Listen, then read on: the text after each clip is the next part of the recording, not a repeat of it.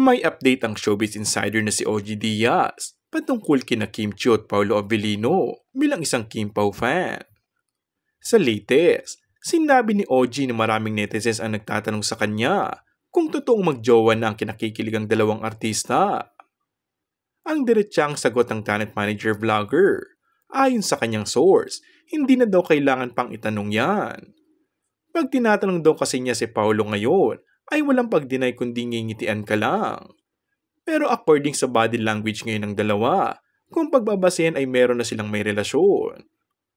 Parang hindi pa raw ready ang dalawa na isapubliko kung anong meron sila. Katulad ng ilang celebrity na mas pinipili na huwag nang ipangalandakan kung anong meron sila kasi baka masira lang o sisirain lang.